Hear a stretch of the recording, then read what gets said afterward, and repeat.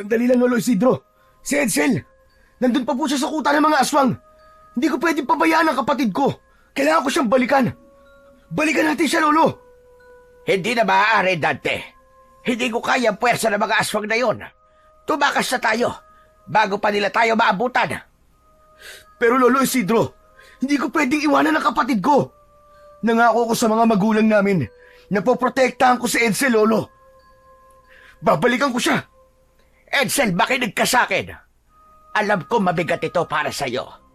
Pero magpasalamat ka na lamang sa Diyos at nagawa mo makatakas sa kuta ng mga aswang na yon. Hindi maaari, Lolo. Ililigtas natin siya, Lolo. Parang awa mo na. Gamitin mo mutya ng puting ahas. Parang awa mo na, Lolo. Ikinalulungkot ko, Dante. Pero mahina na ang katawan ko. Kahit ang mutya na meron ako, ay hindi na ako kayang palakasin. Isa pa, sigurado ako na sa mga oras na ito ay wala na ang kapatid mo. Sa dami ng aswang sa kutang yon. Malamang ay. Anak ng putya, hindi totoo yan. Buhay pa ang kapatid ko. Buhay pa siya. Kung ayon siyang iligtas, ayoko na lang ang magliligtas sa kanya. Tatakbo na sana si Dante, pabalik sa kuta ng mga aswang, nang dumating ang mga kalalakihan sa baryo na may dalang sulo ng apoy. Agad na kinausap ng isa sa mga lalaki, si Lolo Isidro, at narinig ni Dante na parating na ang mga aswang, kaya kailangan na nilang makaalis sa lugar na yon. Dante, tara na! Paparating na mga aswang! Ayoko! Kailangan kong iligtas si Edsel. Ililigtas ko ang kapatid ko! Babalikan ko siya! Inutusan ni Lolo Isidro ang mga kalalakihan na pigilan si Dante sa tangkanyang pagbalik sa kuta ng mga aswang. Hinawakan siya ng ilang mga kalalakihan sa magkabilaan niyang braso at walang nagawa ang pagpipiglas niya sa puwersa ng mga yon. Habang umiiyak, ay walang tigil na isinisigaw ni Dante ng paulit-ulit ang pangalan ng kanyang nakababatang kapatid na si Edsel. Halos mabaliw na siya ng sandaling yon habang iniisip na pinagpipiestahan na ng mga gutom na aswang ang katawan ng kanyang kapatid. Nang makalabas na sila ng kagubatan, ay doon na kumalma si Dante. Nakatulala siya habang sumasabay sa paglalakad kay Lolo Isidro at sa mga kalalakihan. Nanginginig pa rin ang katawan ni Dante, hindi dahil sa pagod at takot, kundi dahil sa konsensyang unti-unti siyang kinakain. Pagkarating nila sa kubo ni Lolo Isidro, agad silang pumasok doon. Nangihinang napaupo si Dante habang walang patid ang pagpatak ng kanyang mga luha. Tulala siyang nakatingin sa sahig, habang ang mga kamay niya ay mahigpit na nakatikom. Hindi ko mapapatawad sa sarili ko sa pag-iwan ko kay Edsel sa kuta ng mga aswang na yun. Wala akong kwentang kapatid! Wala akong kwentang kapatid! Sa loob ng isipan ni Dante ay bumalik ang gabi kung saan nakuha sila ng kanyang kapatid ng mga aswang. Gabi noon, sa kabila ng banta ng aswang, ay lumabas pa rin si Dante ng bahay para makipagkita sa babaeng kanyang nililigawan. Hindi niya alam na nakasunod pala sa kanya si Edsel. Nagulat na lamang siya nang marinig niya ang paghingi ng saklolo ng kanyang nakababatang kapatid. Lumingon siya at nakita niyang tinatangay ng mga aswang si Edsel. Sinubukan niyang iligtas ang kapatid niya, pero maging siya ay kinuha na rin ng mga aswang at dinala sa kuta ng mga yon na nasa gitna ng gubat. 2 gabi silang binihag ng mga aswang bago siya nailigtas ni Lolo Isidro at ng mga kalalakihan sa kanilang baryo. Kung hindi sana ako lumabas ng gabing yon, malamang ay hindi kami nakuha ng mga aswang. Kasalanan ko itong lahat. Kasalanan ko! Wala kang kasalanan sa nangyari, Dante. Huwag mo sisihin ang sarili mo, lalo na't hindi mo ginusto nangyaring yon. Hindi ko ginusto, pero iniwanan ko siya sa kuta ng mga aswang, Lolo Isidro. Iniwanan ko siya ron. Anong klaseng kapatid ako? Ngunit hindi mo siya ginustong iwanan, Dante. Sadyang wala lang tayo magagawa para iligtas pa si Edsel. Sana, iniwan niyo na lang din ako dun, Lolo. Sana hinayaan niyo lang ako makasama si Edsel para dalawa kami pinatay ng mga aswang. Mga hayop sila. Mas gugustuhin ko pang mamatay kasama si Edsel kesa mabuhay ako na wala siya.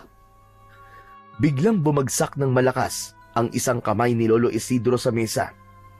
Nagulat si Dante.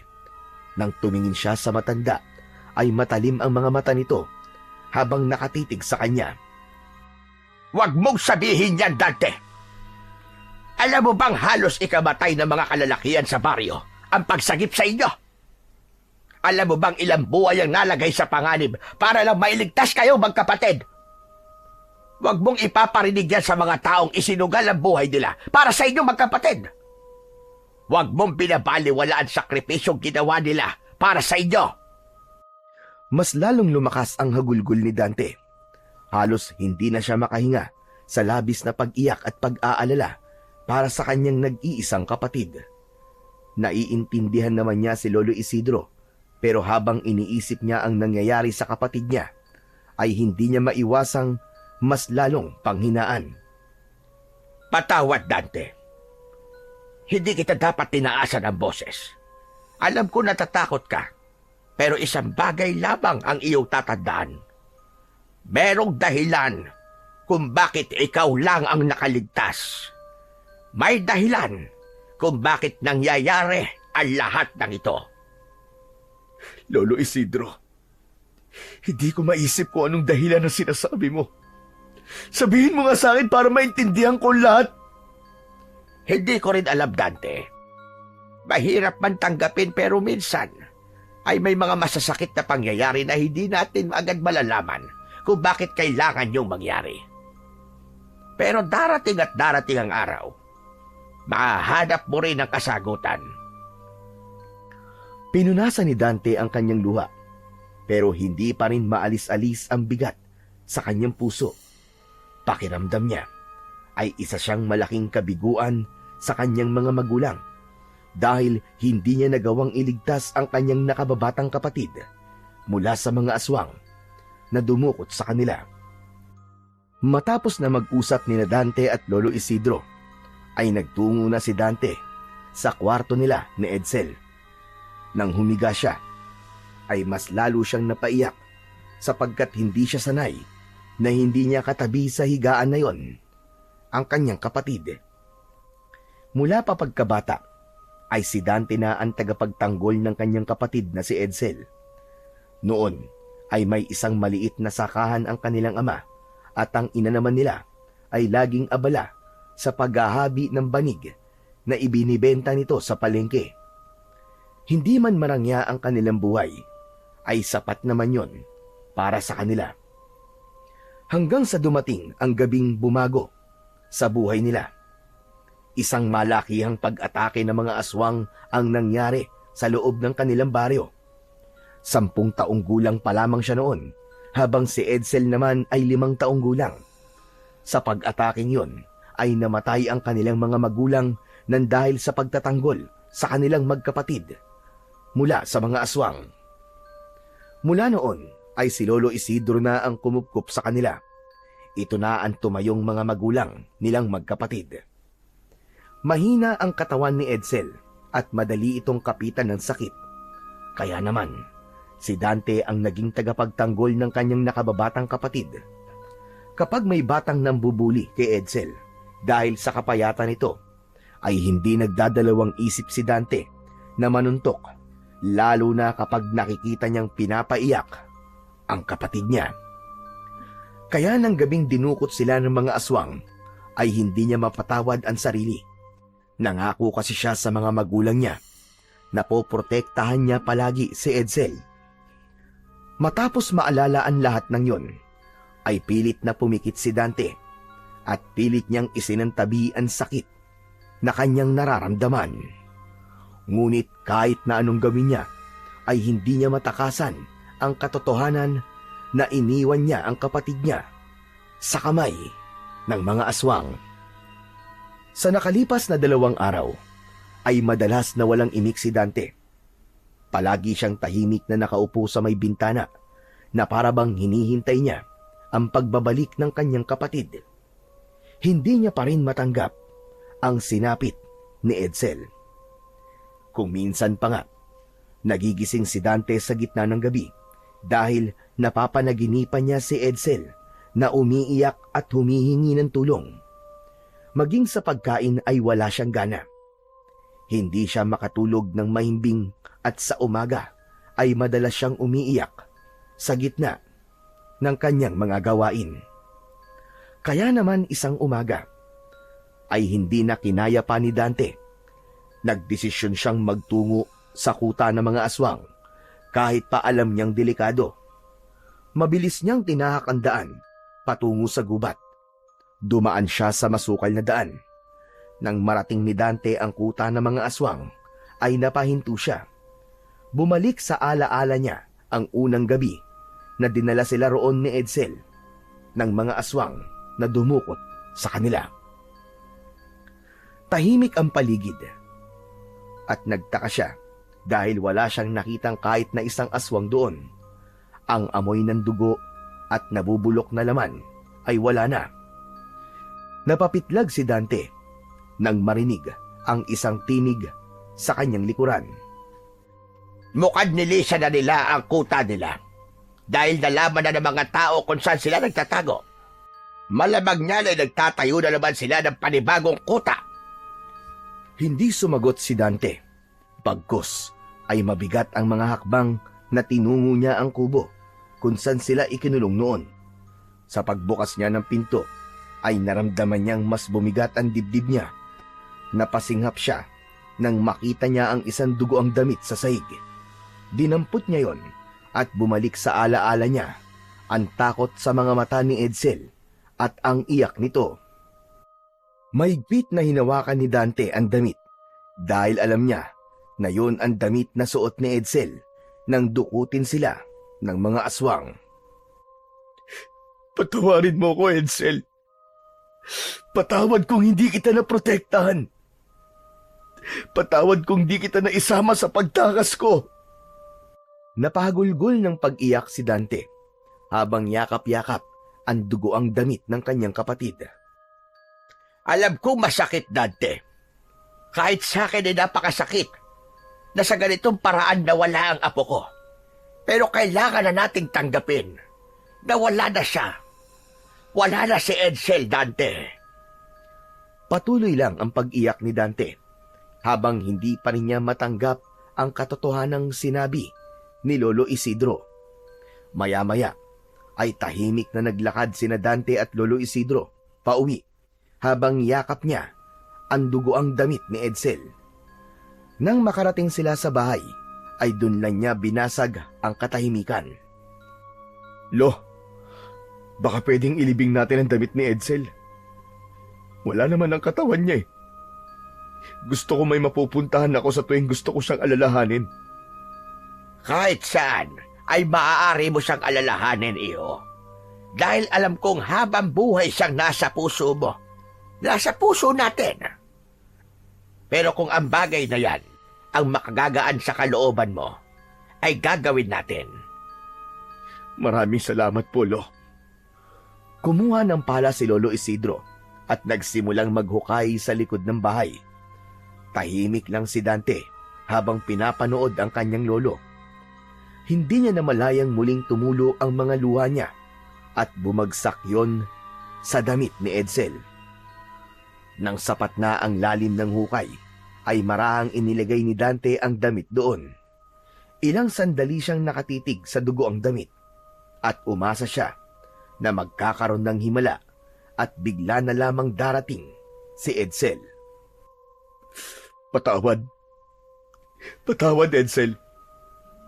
Patawad kung hindi kita nailigtas. Alam ko na kung nasan ka man ngayon. Ay masaya ka na dahil kasama mo na si nanay at tatay.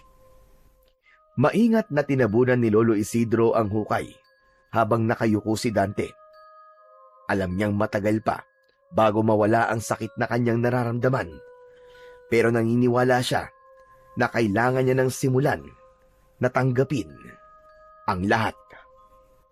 Kinaumagahan, habang nag-aalmusal, ay tahimik lamang si Dante. Isang bagay ang paulit-ulit na naglalaro sa utak niya. Kagabi pa niya yon naisip at naniniwala siya na yun lamang ang paraan para kahit papano ay makalimot siya sa sakit na pinagdadaanan niya dahil sa pagkamatay ng nakababata niyang kapatid na si Edsel. Aba, Dante, wala ka na namang ganang kumain. Baka magkasakit ka na sa ginagawa mong yan sa sarili mo. Lo, nakapagdesisyon na po ako kagabi pa. Pupunta na po ako ng Maynila. Tatanggapin ko na po ang alok ni na Tita Maricel na pag-aralin ako sa kolehiyo. Oh, akala ko ba ay ayaw mo doon? Noon po yun, Lolo. Ayoko lang kasi noon na mahiwalay kay Edsel eh. Pero ano pang gagawin ko? Wala na si Edsel. Kaya kaya ko nang umalis dito sa baryo natin. Kung yan ang gusto mo, ay hindi kita pipigilan. Maganda rin naman na makapagtapos ka ng kolehiyo at ang edukasyon ay isang bagay na hindi mananakaw ng kahit na sino sa'yo. Kailangan ko rin po lumayo, Lolo Isidro. Hindi ako makakausad dito. Dahil lahat ng makikita ko ay nagpapaalala lang sa akin kay Edsel. Mas lalo lang ako nalulunod sa sakit. Naisip ko rin po, Lo, na baka gusto niyo pong sumama sa akin. Doon po tayo magsimula ng panibagong buhay. Umiling si Lolo Isidro, sabay higop ng kape. Dante, alam mo namang hindi ko pwedeng iwan ang lugar natin. Kailangan pa rin ako dito. Ako ang may hawak ng mutya ng puting ahas. Abay kung aalis ako, sino magpoprotekta sa baryo natin? Hindi pa tapos ang laban natin sa mga aswang.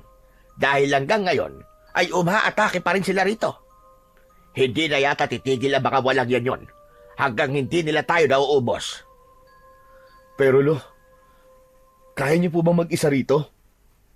Matagal na ako mag-isa. Bago pa man ako ang mag-alaga sa inyo ni Edsel, hindi ba? Huwag mo kong intindihin. Ang intindihin mo ay ang buhay na bubuuhin mo uli sa Maynila. Wala nang nagawa si Dante kundi tanggapin ang desisyon ng kanyang lolo. Alam niyang hindi niya ito mapipilit.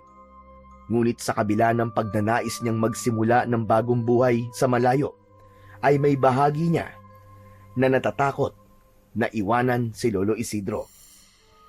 Mabilis na dumating ang araw ng pag-alis ni Dante patungong Maynila. Inihatid siya sa bus station ni Lolo Isidro at habang naghihintay ng bus ay kinausap ni Dante ang kanyang lolo. Lolo Isidro, hindi po ba talaga kayo sasama sa akin? Napag-usapan na natin ito, Dante. Alam mo ang dahilan kung bakit hindi ako pwedeng umalis dito sa ating baryo. Ay, nako. Ewan ko po, Lo. Pero parang ayaw ko na pong umalis eh. Baka malungkot po kayo kasi dito pag mag-isa lang kayo. Ano ka ba naman? Huwag mo kong alalahanin. Marami naman tayong kapitbahay. Kapag naiinip ako ay pwede akong makipag-untaan sa kanila. O ayan na pala ang bus. Dali na, sumakay ka na para makaalis ka na kagad. Bago tuluyang sumakay ng bus, ay isang mahigpit na yakap ang ibinigay ni Dante sa kanyang lolo.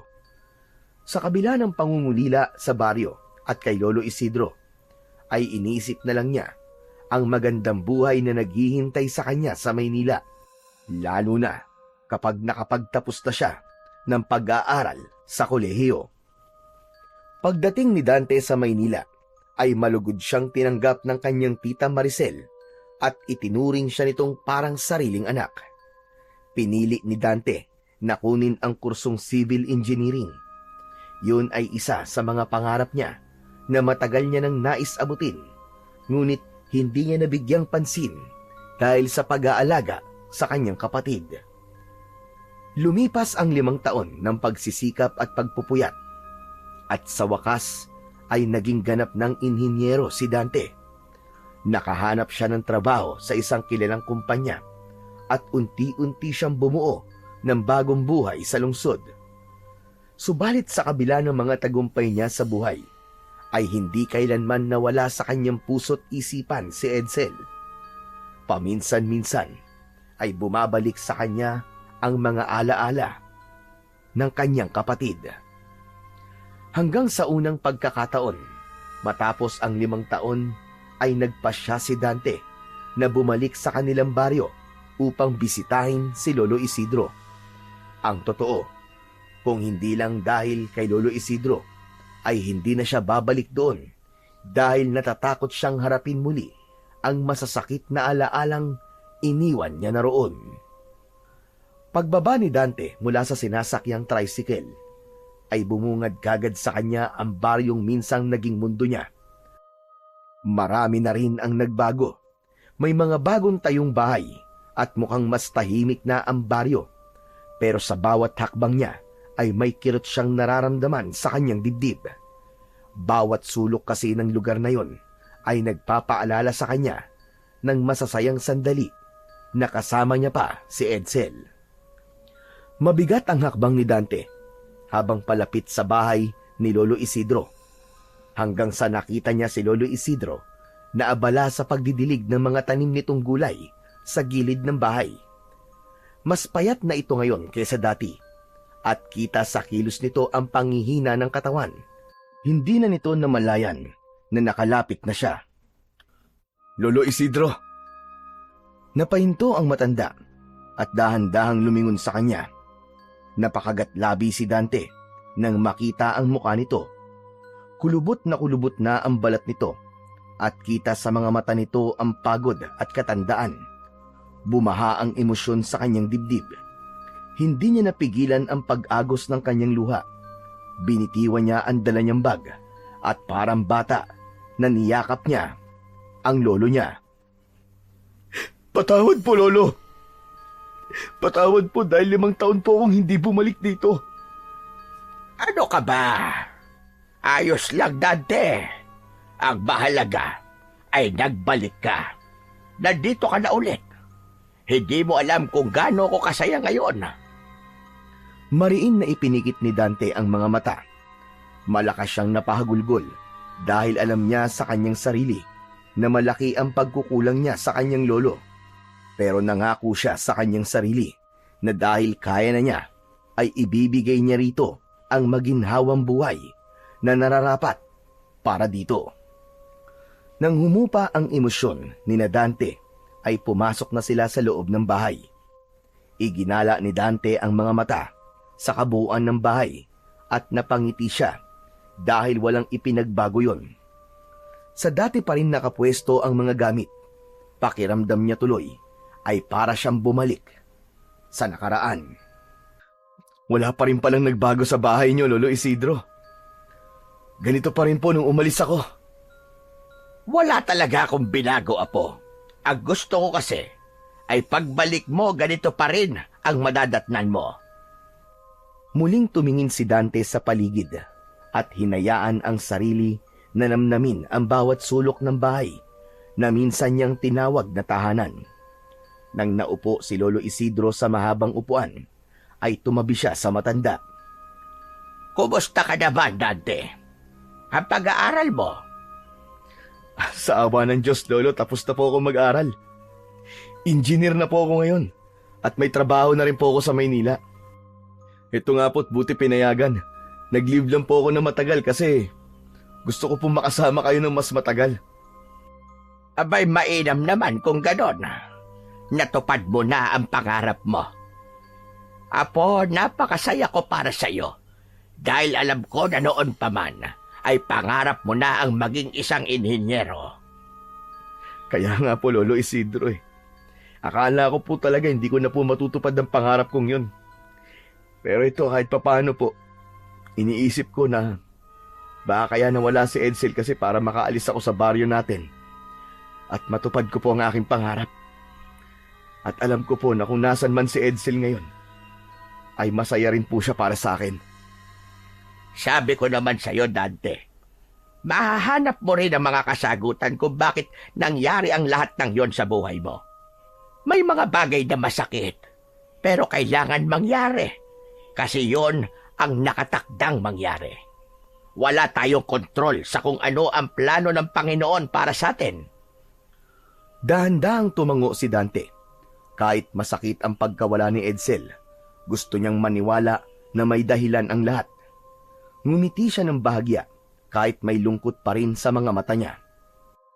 Hinagabihan ay may ngiti sa labi na dumulog sa pagkainan si Dante nang makita niya ang nilutong ulam ng kanyang lolo Isidro. Ang ulam ay adobong manok na may kasamang nilagang itlog. Simpleng putahe lamang yon, pero paboritong-paborito yun ni Dante, lalo na kapag si Lolo Isidro ang nagluto. Tinikman niya ang adobong manok at tumangu-tangu siya. Iba pa rin talaga ang luto mo, Lolo Isidro.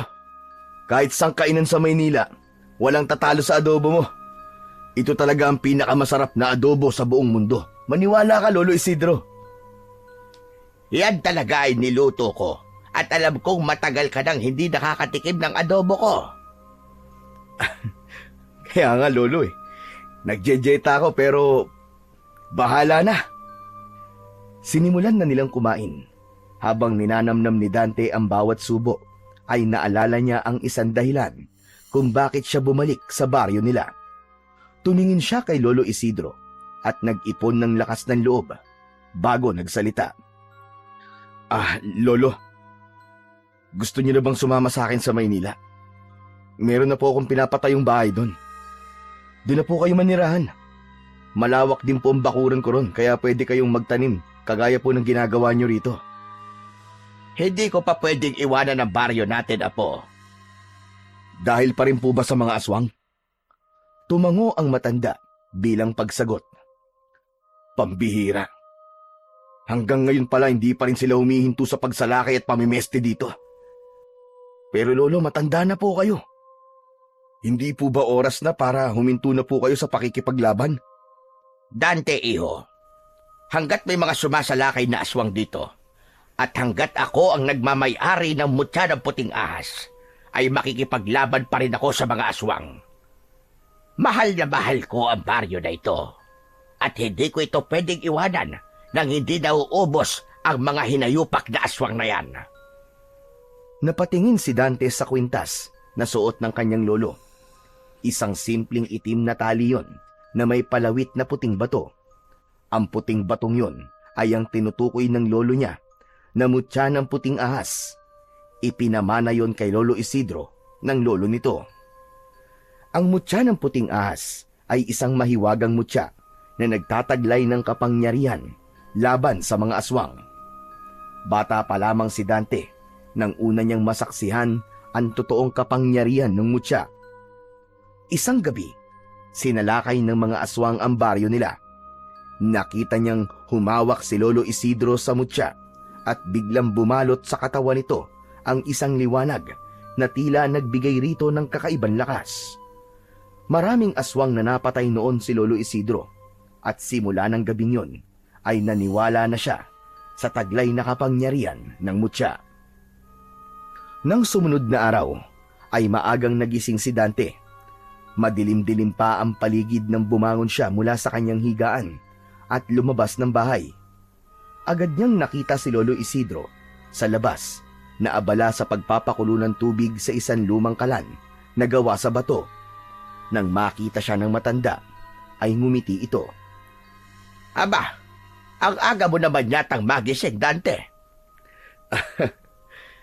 Magandang umaga po. Sanay na po kasi ako magising ng ganitong oras eh. Oo nga pala, Lolo Isidro. Magja-jogging lang po ako sandali O sige, pero bumalik ka kagad para sabay tayo mag-almusal. Ngumiti si Dante bago tumalikod at nagsimulang tumakbo palabas ng bakuran. Ramdam niya ang sariwang simoy ng hangin habang nagja-jogging siya. Bawat lugar na kanyang nadadaanan ay may mga alaalang bumabalik sa kanyang isipan. Walang direksyon ang kanyang ginawang pagtakbo at hinayaan lang niyang dalhin siya ng kanyang mga paa sa kung saan hanggang sa napadpad siya sa dulong bahagi ng baryo. Napahinto si Dante nang makita niya roon ang nakatayong isang napakalaking bahay. Malamansyon ang estruktura noon na hindi pangkaraniwan sa kanilang baryo. Napapalibutan yon ng mataas na pader at ang gate ay yari sa magandang uri ng bakal. Hindi siya makapaniwala na may nakapagtayo ng ganong uri ng bahay sa baryo nila.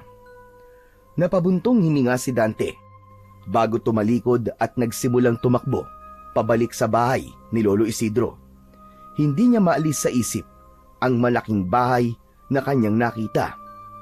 Sa kanyang pagtakbo ay hindi nakaligtas sa mga mata niya ang mga ligaw na bulaklak sa tabi ng daan. Kulay bughaw ang bulaklak at meron yung kakaibang taglay na ganda. Huminto si Dante at pumitas siya ng ilan sa mga bulaklak. Saka siya muling nagjogging pabalik sa bahay ni Lolo Isidro. Pagdating sa bahay ay nagtungo siya sa likod ng bahay. Tumayo siya sa harapan ng bahagi ng lupa roon kung saan nila ibinaon noon ang dugoang damit ng nakababata niyang kapatid na si Edsel. Marahan niyang inilapag ang bulaklak sa ibabaw ng lupa. Napayuko siya at hindi niya na napigilan pa ang pagpatak ng kanyang mga luha. Edsel, kapatid ko.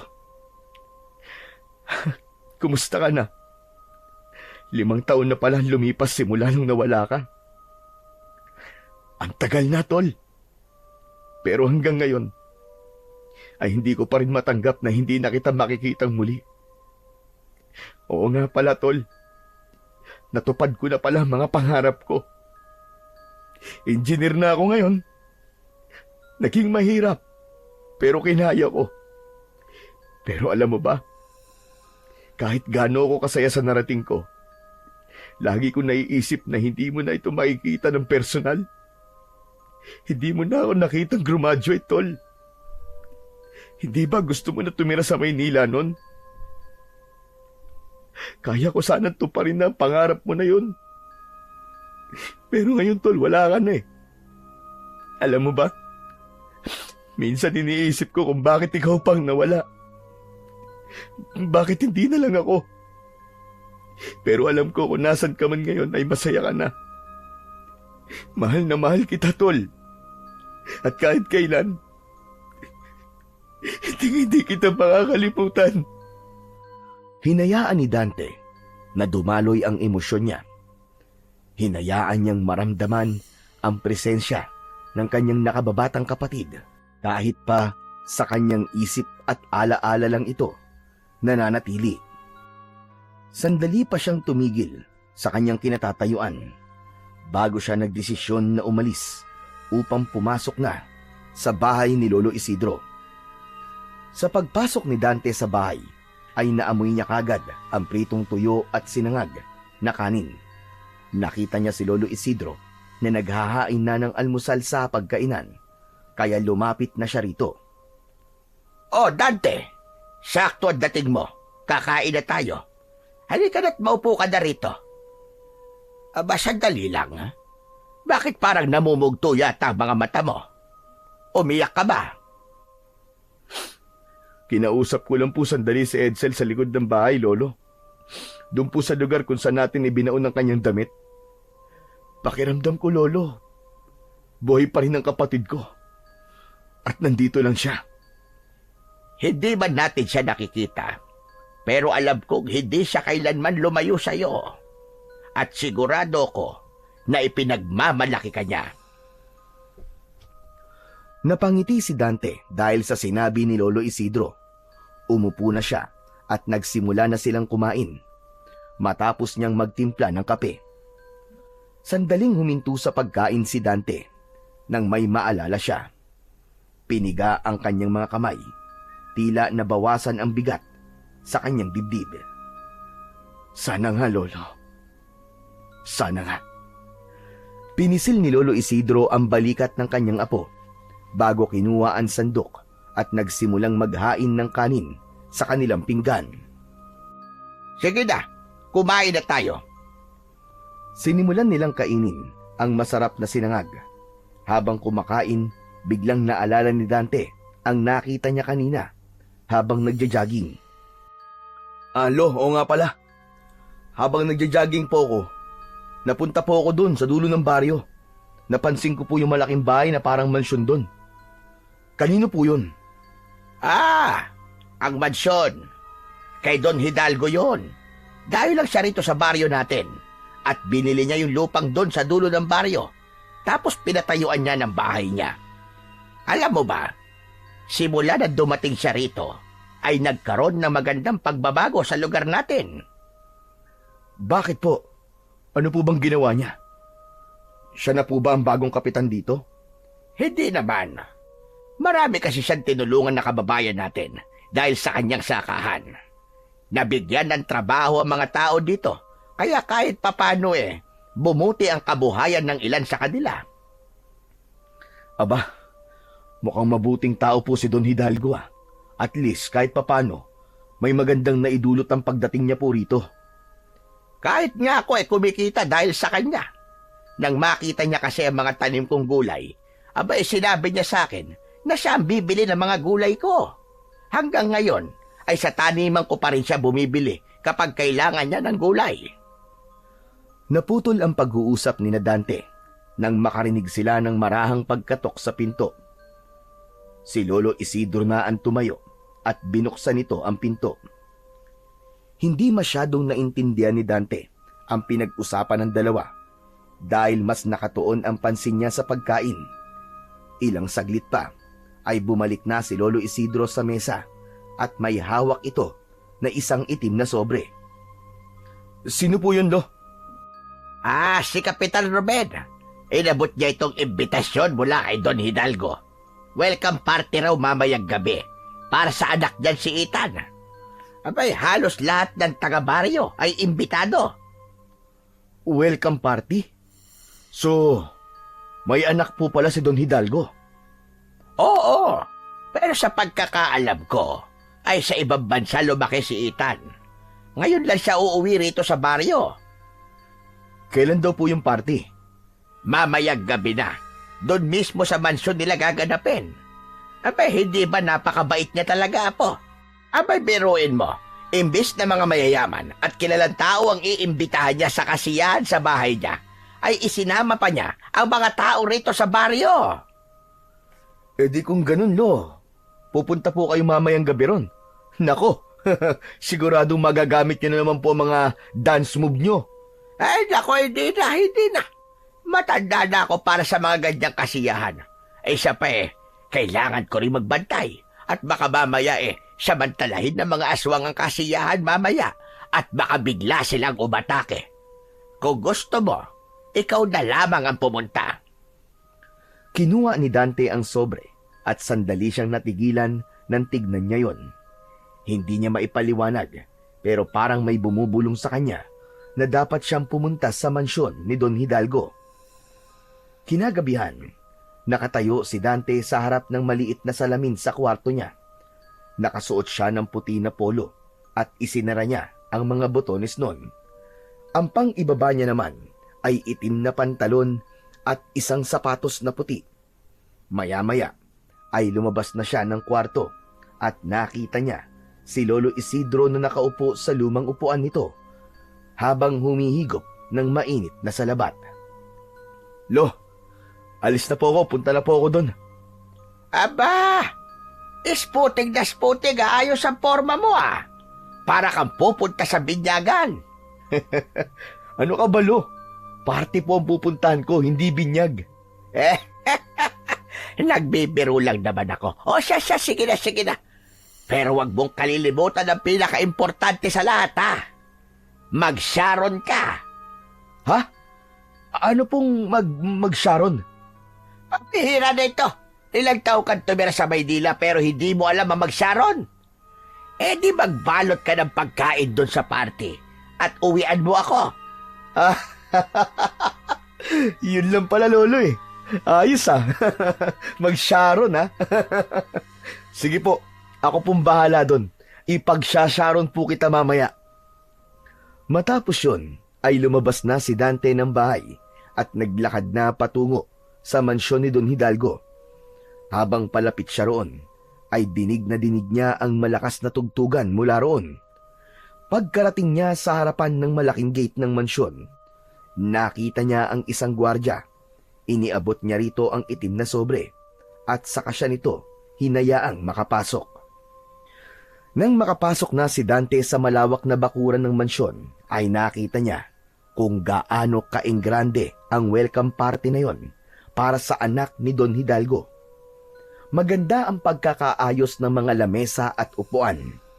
Meron din doon 2 mahahabang lamesa na puno ng masasarap na pagkain. Sa unahan naman ay may isang maliit na entablado. Hindi nagtagal ay isang lalaking nasa 50 na ang edad ang lumabas mula sa loob ng mansyon. Nakasuot ito ng isang magarang Amerikana na kulay navy blue na may gintong embroidery sa mga gilid. May manipis itong bigote at ang buhok nito ay maayos na naka-brush up. Kinuha ng lalaki ang mikropono at humarap sa mga bisita matapos nitong umakyat sa stage. Magandang gabi sa inyong lahat. Para sa mga hindi nakakakilala sa akin, hayaan nyo na magpakilala ako sa inyo. Ako po, si Don Hidalgo Enriquez. Maraming salamat sa inyong pagpunta sa gabing ito. Ang okasyong ito ay hindi lang isang simpleng salo-salo, kundi isang espesyal na pagtitipon para sa pagbabalik ng aking nag-iisang anak na si Ethan. Nagpalakpakan ang mga tao, kaya nakipalakpak na rin si Dante. Habang nakatingin siya kay Don Hidalgo, ay hindi niya maintindihan kung bakit may kakaiba siyang naramdaman. Mabigat ang presensya ni Don Hidalgo para sa kanya, kahit pa hindi naaalis ang matamis na ngiti nito sa mga labi. Hindi ko na kayo bibitinin pa. Ang dahilan ng pagtitipong ito ay upang ipakilala ko sa inyo ang nag-iisang anak ko, si Ethan. Lumingon si Don Hidalgo patungo sa malaking pintuan ng mansyon. Bumukas ang malaking pinto at lumabas mula roon ang isang binata. Naglakad yon patungo sa entablado. Ang tindig nito ay matikas. Nakasuot ito ng isang puting long sleeve na nakatupi ang manggas, itim na slacks at itim na sapatos. Nanlaki ang mga mata ni Dante. Hindi siya makapaniwala nang makita niya si Ethan. Bumilis ang tibok ng puso niya dahil kamukhang-kamukha ni Edsel si Ethan. Kahit ang paraan ng mga galaw nito at ang ekspresyon ng muka ay eksaktong kagaya sa kanyang nakababatang kapatid. Ang pagkakaiba lamang ay nagmukhang mas mature na ito. Inabot ni Don Hidalgo ang mikropono kay Ethan. Magandang gabi po sa inyong lahat. Ako po si Ethan Enriquez. Masaya po akong makilala kayo at makasama ngayong gabi. Bagamat lumaki po ako sa ibang bansa, nais ko po maging bahagi ng lugar na ito. Maraming salamat po sa inyo. Nagpalakpakan ang mga tao, ngunit para kay Dante ay wala siyang naririnig kundi ang boses ni Ethan. Pagkababa ni Ethan mula sa entablado ay hindi na nakapagpigil si Dante. Agad siyang sumugod palapit dito at niyakap niya ito ng mahigpit. Nagulat siya nang malakas siyang itulak ni Ethan palayo. Halata sa mukha nito ang pagtataka at inis. Nawalan siya ng balanse at napaupo siya sa lupa. Sino ka? At bakit mo ako niyayakap ng basta-basta, ha? Tumayo si Dante habang hindi niya inaalis ang tingin kay Ethan. Edsel, hindi mo ba ako kilala? Ako to, ang Kuya Dante mo. Pasensya na, pero hindi kita kilala.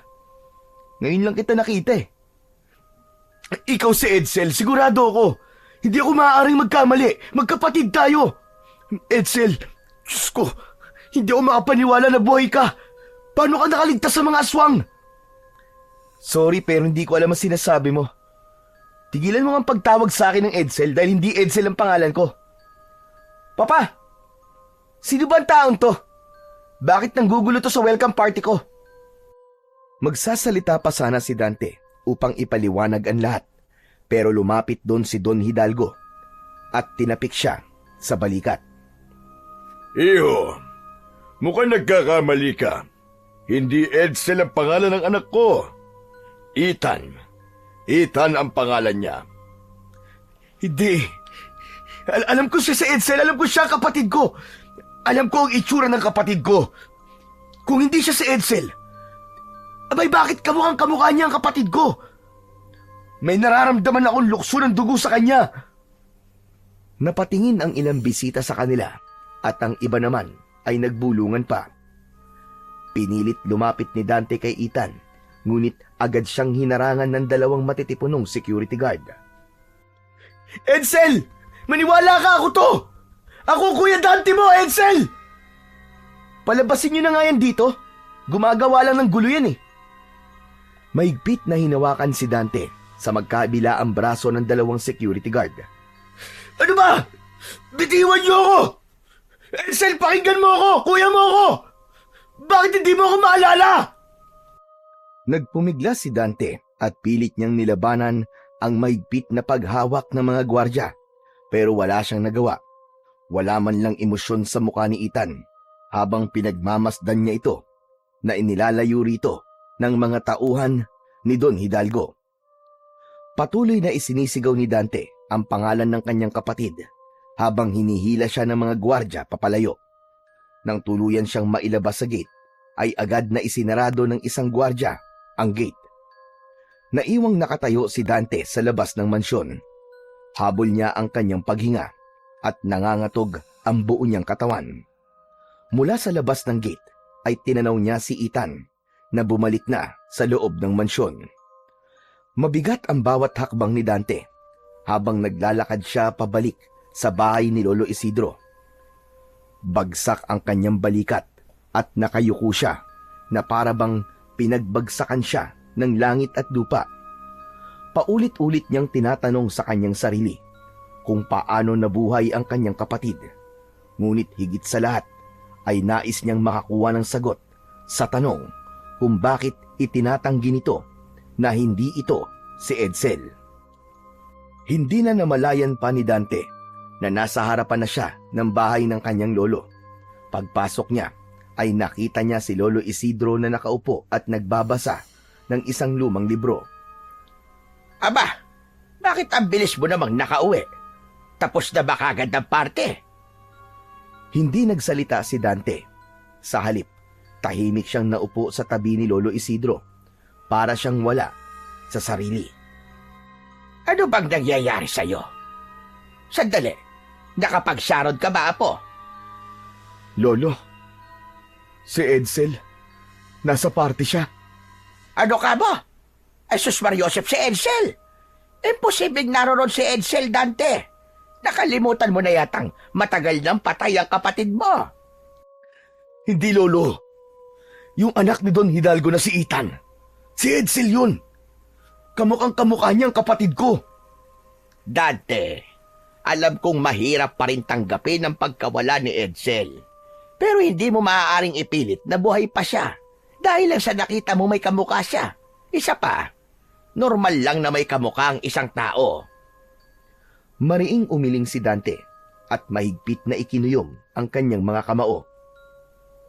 Hindi, Lolo eh. Hindi lang siya basta kamukha ni Edsel. Nararamdaman ko na siyang kapatid ko. Siya si Edsel. Hindi ako maaaring magkamali. Kapag nakita mo si Ethan, Lolo, sigurado ako maniniwala ka rin sa akin. Tinitigan siya ni Lolo Isidro na para bang sinusuri nito kung nagsasabi siya ng totoo o kung dala lamang yon ng matinding lungkot dahil hindi pa rin niya matanggap na wala na ang kanyang kapatid. Nang sumunod na umaga, ay agad na nagpunta si Dante sa harap ng mansyon ni na Don Hidalgo. Nakatayo siya sa isang makapal na halaman, hindi kalayuan mula sa gate. Tahimik siyang naghintay at hindi niya inalis ang mga mata sa gate. Umasa siya na makikita niya mula roon si Ethan. Makalipas nga lang ang ilang sandali, ay bumukas ang gate at lumabas mula roon si Ethan. Naglakad ito patungo sa direksyon ng kagubatan. Agad na tumayo si Dante mula sa kanyang pinagtataguan at palihim na sinundan si Ethan. Sinigurado niyang hindi siya nito mapapansin, kaya labis ang pag-iingat niya sa bawat paghakbang niya. Habang palalim sa kagubatan, ay lalo siyang kinabahan. Pamilyar kay Dante ang direksyong tinatahak ni Ethan, hanggang sa natigilan siya nang makita kung saan ito nagtungo. Walang iba kundi sa dating kuta ng mga aswang na abandonado na. Huminto si Ethan sa gitna ng kuta at lumingalinga pa sa paligid. Hindi na nakapagpigil si Dante at lumapit na siya kay Edsel. Tinawag niya ito at may inis sa muka na lumingon ito sa kanya. Ikaw na naman?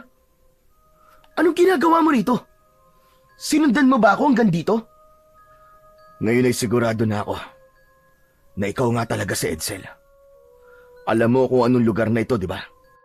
Kaya ka nandito ay dahil ito ang lugar kung saan tayo dinala ng mga aswang 5 taon nang nakararaan. Hindi ko alam ang sinasabi mo. Tumigil ka na sa ilusyon mo, magkapatid tayo. Wala akong kapatid. Ako lang ang nag-iisang anak ng papa ko. Naglakad-lakad lang ako, kaya napadpad ako sa lugar na ito. Bakit ba itinatanggi mo na ikaw si Edsel? Galit ka ba sa akin? Dahil ako lang nailigtas ni Lolo Isidro nun. Mariing hinawakan ni Dante ang magkabilaang balikat ni Ethan at matiim niya itong tinignan ng diretso sa mata. Nakita niya ang bahagyang panginginig ng labi ni Ethan.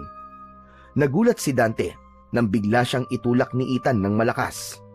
Napaatras siya ng ilang hakbang.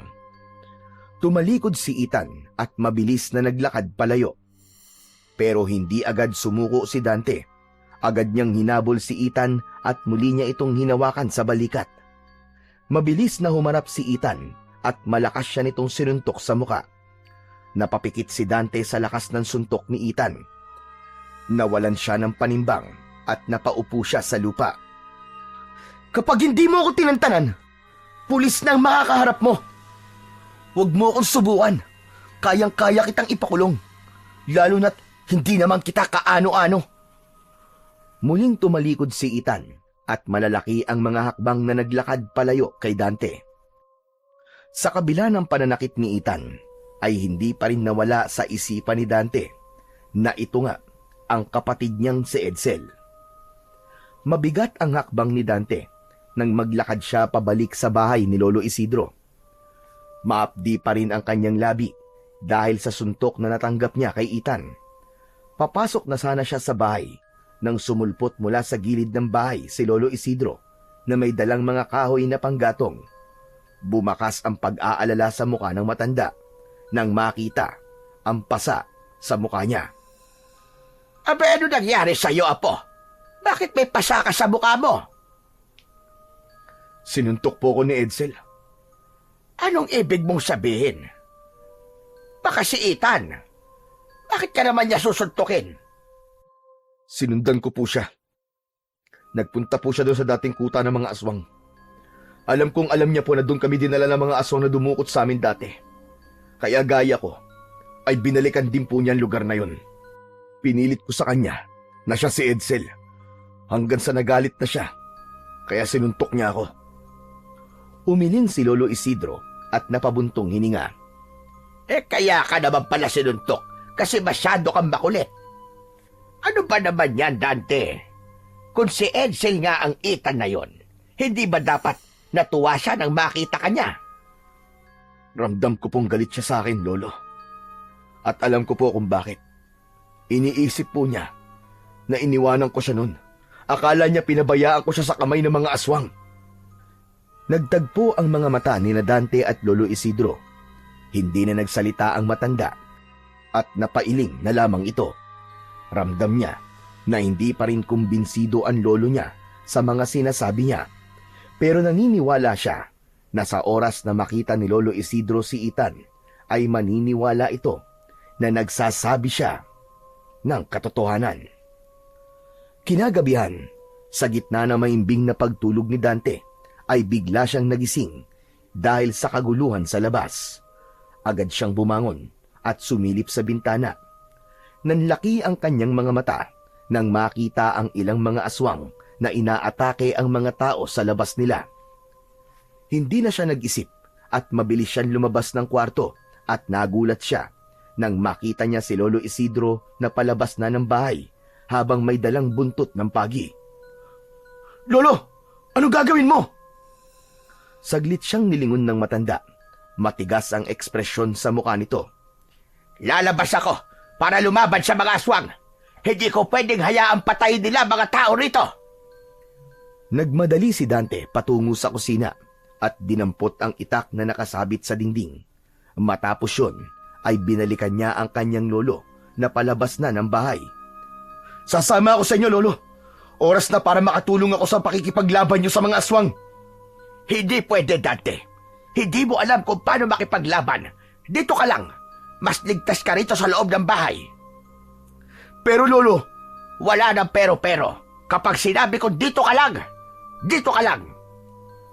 Sa tono ng pananalita ni Lolo Isidro, alam ni Dante na kahit na anong pilit at sabihin niya, ay hindi ito papayag sa gusto niya. Kaya sa huli ay sinunod na lamang niya ang sinabi ng matanda. Matapos yun ay lumabas na si Lolo Isidro at naiwang mag-isa si Dante sa loob ng bahay. Nais niyang tulungan ang kanyang lolo, ngunit alam niya na magagalit lamang ito sa kanya. Isinarado na lang ni Dante ang pinto at sumilip siya sa bintana. Hindi niya inalis ang mata niya kay Lolo Isidro na matapang na nakikipaglaban sa mga aswang gamit ang buntot ng pagi. Alam niya na malakas ang loob nitong makipaglaban sa mga aswang dahil sa suot nito ang mutya ng puting ahas na nagbibigay rito ng lakas. Isang aswang ang malakas na hinampas ni Lolo Isidro gamit ang buntot ng pagi. Napasigaw ang aswang nang lumatay yon sa mukha nito at nag-iwan ng malalim na sugat. grabe! Kahit ugod-ugod na si Lolo, halimaw pa rin siya sa pakikipaglaban. Sige, Lolo! Hampasin mo pa! Huwag kang titigil hanggat hindi nauubos sa mga aswang na yan! Hangang-hanga si Dante sa pakikipaglaban ng kanyang lolo. Ngunit habang tumatagal, ay napapansin niya na hindi na ito kasing bilis tulad ng dati. Hindi niya maitatanggi na malakas pa rin si Lolo Isidro, pero halata na ang pagbagal ng galaw at atake nito. Dahil doon, ay biglang kinabahan si Dante. Hanggang mula sa likuran ng kanyang lolo, ay isang aswang ang umatake. Bago pa man makaiwas ang matanda, ay bumaon na ang matutulis na kuko ng aswang sa likod nito. Hindi na nag-isip pa si Dante at muli niyang kinuha ang itak. Patakbo siyang lumabas ng bahay at nilapitan niya ang aswang na umatake sa kanyang lolo.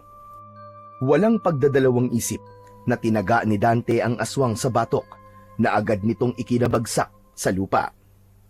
Mabilis na lumingon si Lolo Isidro at nagulat ito nang makita niya si Dante. Dante! Anong ginagawa mo rito? Sinabi ko naman sa'yo manatili ka lamang sa loob. Wala akong pakialam, Lolo, kahit magalit pa kayo sa akin. Sa ayaw at sa gusto nyo, makikipaglaban ako sa mga aswang. Muling sumugod ang mga aswang. Sa kabila ng sugat ni Lolo Isidro, ay lumaban pa rin ito. Biglang umatake sa harapan ni Dante ang isang aswang. Kahit wala siyang alam sa pakikipaglaban, ay hindi siya umatras. Itinarak niya ang itak sa leeg ng aswang. At nang hugutin niya yon, ay sumirit ang masaganang dugo mula sa sugat sa leeg ng aswang at nangisay yung bumagsak sa lupa. Luminga si Dante upang hanapin si Lolo Isidro. Nakita niya na nakahiga sa lupa si Lolo Isidro habang isang aswang ang nasa ibabaw nito. Nagpapambuno ang dalawa pero sa lagay ng kanyang lolo ay alam niya na wala itong laban. Mabilis na tumakbo si Dante para tulungan si Lolo Isidro. Nanlaki ang mga mata niya nang makita niyang nagawang hawakan ng aswang ang mga kamay ng lolo niya. Ngumanga ng malaki ang aswang at takmang sasakmalin si Lolo Isidro sa leeg. Napasigaw si Dante dahil alam niya na kahit na anong bilis ng pagtakbo ang gawin niya ay hindi na siya aabot para iligtas si Lolo Isidro. Ngunit sa hindi inaasahang pangyayari ay biglang lumapit si Ethan sa aswang na umaatake kay Lolo Isidro at mabilis nitong ibinaon sa likod ng ulo ng aswang ang hawak nitong mahabang kawayan na may tulis sa dulo. Napahinto si Dante. Hindi siya makapaniwala sa kanyang nakita. Nakita niya rin ang reaksyon ni Lolo Isidro. Napako ang tingin ng matanda kay Ethan habang nanlalaki ang mga mata nito. Alam niya kung bakit ganun ang reaksyon ng lolo niya at dahil yon sa sobrang pagkakahawig talaga ni Ethan kay Edsel. Nanatili si Ethan sa kinatatayuan niya. Tinulungan ni Ethan si Lolo Isidro na makatayo. Maigpit ang hawak ng matanda sa braso ni Ethan habang unti-unting tumatayo.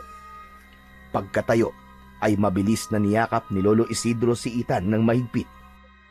Ramdam ni Dante ang pagkasabik ng lolo niya sa apo nito na inakala nilang patay na. Kasabay ng tagpong yun, napansin ni Dante ang kakaibang nangyari sa paligid. Ang mga aswang na kanina lang ay walang habas na umaatake ay biglang tumakbo palayo sa baryo hanggang sa wala nang natirang aswang doon. Nang tuluyang mawala ang mga aswang, ay lumapit si Dante sa dalawa. Ngunit biglang kumalas si Ethan mula sa yakap ni Lolo Isidro. Maraming salamat sa pagliligtas mo kay Lolo Edsel. Ikaw nga si Edsel. Hindi ako makapaniwala na buhay ka pa, apo ko. Tumigil nga kayo. Hindi ako sabi si Edsel eh. At huwag niyo nang ipilit pa ang isang bagay na walang katotohanan.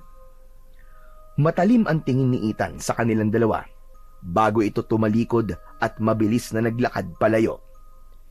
Edsel! Edsel, apo, sandali lang! Bumalik ka rito! Akmang hahakbang si Lolo Isidro para sundan si Ethel, pero agad itong pinigilan ni Dante. Maigpit ang kapit niya sa braso ng matanda. Pilit itong pinipigilan. Lolo, hayaan niyo na siya. Sinubukan ko na rin siyang kausapin pero patuloy lang niyang itinatanggi na siya nga si Edsel. Matagal pang nakatitig si Lolo Isidro sa papalayong si Ethan hanggang sa tuluyan na itong nawala sa paningin nila. Matapos yun ay inalalayan ni Dante si Lolo Isidro pabalik sa loob ng bahay. Pagkatapos nila ay pinaupo niya ang kanyang lolo at mabilis siyang kumuha ng bote ng alkohol, malinis na tela at benda mula sa isang lumang kahon na ginagamit nila bilang pangunang lunas. Maingat na hinubad ni Dante ang dugo ang damit ng kanyang lolo. Pumesto siya sa likod nito at kahit paano ay nagpasalamat siya sa Diyos dahil hindi ganun kalalim ang sugat nito sa likod. Napakislot si Lolo Isidro nang buhusan ni Dante ng alkohol ang sugat nito pero hindi ito umangal. Alam niya na sanay na ito sa mga ganong sugat dahil sa tagal na nitong nakikipaglaban sa mga aswang. Pabihira. Totoo nga ang sinabi mo, Dante. Ang anak ni Don Hidalgo ay walang iba kundi si Edsel. Ang nakapagtataka lang ay bakit hindi niya tayo kilala. Ramdam kong kilala niya tayo, Lolo. Pero nagpapanggap lamang siya na hindi. Ang hinala ko ay galit siya sa akin. Ang iniisip siguro niya ay iniwan ko siya nun. Akala niya ay sarili ko lang ang isinalba ko, pero ang totoo ay gusto ko siyang balikan nun para iligtas din sa mga aswang. Nagpatuloy si Dante sa paglilinis sa sugat ni Lolo Isidro. Hindi niya napigilan ang maluwa dahil sa loob ng 5 taon ay inisip niyang patay na si Edsel at bilang kapatid nito ay masakit sa kanya na muli nga silang nagkita pero galit naman ito sa kanya. Kailangan ko siyang mapaamin, Lolo. Kailangan ko siyang makausap para maipaliwanag ko sa kanya ang lahat. Pero ang ipinagtataka ko ay kung paano siya nakaligtas nun sa mga aswang. Hindi na nagsalita pa si Lolo Isidro, pero alam ni Dante na malalim ang iniisip nito. Makalipas ang ilang sandali, ay natapos na ni Dante ang paglilinis sa sugat ng lolo niya. Nalagyan na rin niya yon ng benda. Kumuha siya ng malinis na damit at inabot niya yon kay Lolo Isidro. Umupo si Dante sa harapan ng lolo niya at nagtama ang mga mata nila. Pero kahit itinatanggi tayo ni Edsel, ay masaya pa rin ako na buhay siya, Dante. Masaya ako na napunta siya kay Don Hidalgo dahil alam ko sa nakalipas na 5 taon ay naging maganda at komportable ang buhay niya. Pero Dante, apo, gawin mo ang lahat para maibalik sa atin si Edsel. Pangako, Lolo. Gagawin ko ang lahat. Ang kailangan lang talaga ay makausap ko siya. Naniniwala ako na makikinig at makikinig pa rin siya sa akin. Alam ko na mahal niya pa rin tayo, Lolo. Habang nakatingin si Dante sa matanda, ay may awang humaplos sa puso niya. Sa kabila ng edad ni Lolo Isidro, ay patuloy pa rin itong lumalaban. Pilit pa rin nitong ginagampanan ang tungkulin na sana ay matagal na nitong iniwanan. Hinawakan niya ang magaspang na kamay ng matanda at masuyo itong pinisil. Lolo Isidro, kanina ho habang nakikipaglaban ka, ay nakita ko na hindi ka nakasimbilis ng dati sa pag-atake. Ano bang magagawa ko, apo? Matanda na ako, Dante. Hindi na ako kayang pabilisin ng mutya ng puting ahas. Kaya nga po, Lolo. Kaya oras na po siguro para magpahinga ka na sa pakikipaglaban mo. Umiling si Lolo Isidro at mapait na ngumiti. Wala akong kilalang tatanggap ng mutya, Dante. Mabigat ang responsibilidad na dala nito. At alam mo yon. Ako, Lolo, ipagkatiwala mo sa akin. Ibigay mo sa akin ang mutya ng puting ahas. Hayaan mong ako na makipaglaban sa mga aswang. Aba, hindi maaari. Hindi ko ilalagay sa panganib ang buhay mo, apo. At hindi mo ba narinig? Mabigat ang responsibilidad na dala ng mutyang ito. Hindi ito para kaning mainit na kapag napaso ka ay pwede mong iluwa. Pero hindi ko niluluwa ang mainit na kanin, Lolo. Kahit napapaso ko, ay nilulunok ko pa rin yun.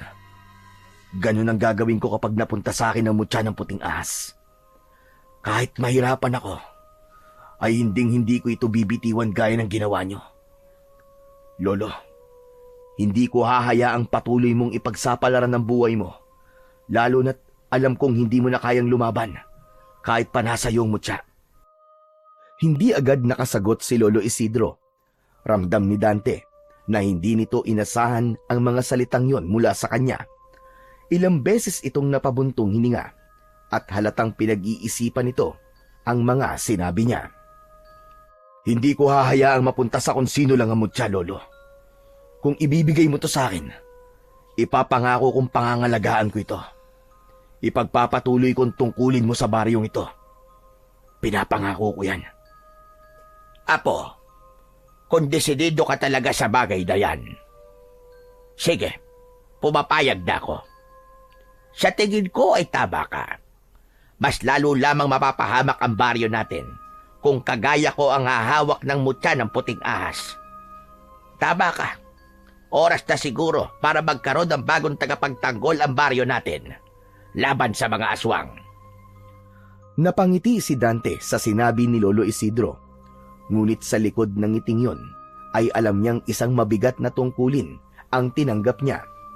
Alam niyang hindi na magiging katulad ng dati ang buhay niya, pero wala na siyang pakialam.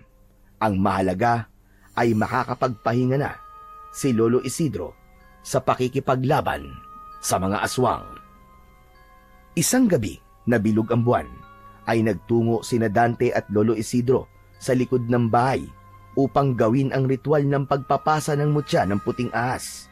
Nagsindi ng mga kandila si Lolo Isidro at ipinwesto niya ito ng pabilog at tumayo silang dalawa sa gitna ng mga kandila. May hawak si Lolo Isidro ng isang mangkok na may lamang pinaghalong langis at dugo ng ahas. Dante, apo, bago natin simulan ang ritual, kailangan mong maunawaan ang bigat ng desisyong ito. Kapag hindi ka tinanggap ng mutya, maaaring manganib ang buhay mo. At kung hindi kayanin ng katawan mo ang kapangyarihan nito, ay may posibilidad na ikaw mismo ang magiging biktima ng lakas na dala nito. Opo, Naiintindihan ko po, Lolo Isidro. Ang mutya ng puting ahas ay hindi lang basta nagbibigay ng lakas at bilis. Ibinibigay rin ito ang kakayahan ng isang ahas. Patatalasin ito yung paningin at pandinig. Huwag mo rin kalilimutan na hanggat nasa iyo ang mutya, ay hindi mo na mababawi ang normal mong buhay. Hindi kita tinatakot, bagkus ito ay isang paalaala at babala. Ngayon, handa ka naman tanggapin ang mutya ng puting ahas at ang responsibilidad na kalakip nito. Opo, Lolo Isidro. Buong puso ko pong tinatanggap ang mutya ng puting ahas at ang responsibilidad na dala nito. Dinasalan na ni Lolo Isidro ang mangkok na naglalaman ng pinaghalong langis at dugo ng ahas. Matapos yun, ay inilubog nito roon ang hintuturo nito gamit ang langis at dugo ng ahas. At may isinulat itong mga simbolo sa noo ni Dante gamit ang hintuturo nito. Muli itong umusal ng mga dasal. Sa pagkakataon na yon, ay nagsimulang lumakas ang ihip ng hangin sa paligid nila. Ang apoy sa mga kandila ay gumalaw na parabang nagsasayaw ang mga yon. Ibinaba ni Lolo Isidro sa lupa ang mangkok at hinubad nito ang mutya ng puting ahas. Ipinagkakatiwala ko na sa iyo ang mutya ng puting ahas, Dante. Simula ngayon, ikaw na ang tagapangalaga nito. Maingat na isinuot ni Lolo Isidro ang mutya sa leeg ni Dante. Matapos yun, ay isang matinding enerhiya ang dumaloy sa katawan ni Dante. Nanlaki ang mga mata niya nang maramdaman niya ang mainit na paggapang ng enerhiya sa kanyang mga ugat. Napahawak siya sa kanyang dibdib habang nilulukob ng matinding kirot ang buong katawan niya. Parang may nagbabagang apoy na pumapasok sa bawat himaymay ng kanyang mga laman. Napaluhod siya sa lupa habang pilit na kinukontrol ang lakas ng mutya. Dante, labanan mo! Ikaw ang dapat na kumontrol sa mutya at hindi ikaw ang dapat niyang kontrolin. Mariin na naikuyom ni Dante ang kanyang mga kamay habang pilit niyang kinokontrol ang kapangyarihang nagwawala sa loob niya. Pakiramdam niya ay sasabog ang kanyang katawan. Ilang sandali pa ay unti-unting humupa ang matinding enerhiya na nagwawala sa loob ng kanyang katawan. Nagsimulang bumalik sa normal ang kanyang paghinga at ang tibok ng kanyang puso. Maya-maya ay pawisang tumayo si Dante. Ngumiti si Lolo Isidro at bakas sa mukha nito ang labis na tuwa. Tinanggap ka ng mutya ng puting ahas, Dante. Tinanggap ka. Simula ngayon, isa ka ng tunay na mandirigma laban sa mga aswang. Huwag mong kalilimutan na ang kapangyarihan mo ay hindi lamang para sa sarili mo. Ito ay isang tungkulin, isang sakripisyo. Gamitin mo ito para sa kabutihan. Opo, Lolo. Maraming salamat po sa tiwala na ipinagkaloob sa akin ng mutya. At sa ilalim ng liwanag ng bilog na buwan, ay isang bagong tagapangalaga ng mutya ng puting ahas ang isinilang. Habang ramdam ni Dante ang bagong lakas na taglay niya, ay ibinulong niya sa sarili na gagawin niya ang lahat para matapos na ang pag-aasik ng takot at lagim ng mga aswang sa kanilang baryo. Sa mga sumunod na pag-atake ng mga aswang sa kanilang baryo, ay si Dante na mismo ang humaharap sa mga yon, gamit ang isang matalim na itak at ang kapangyarihang hatid ng mutya ng puting ahas, ay hinarap niya ang mga aswang. At lahat ng pag-atake sa baryo nila ay nagtagumpay siya na itaboy ang mga aswang dahil sa natakot ang mga yon sa kanya. Dahil doon ay mabilis siyang nakilala sa buong baryo bilang bagong tagapagtanggol at isang mandirigma na kayang puksain ang mga aswang.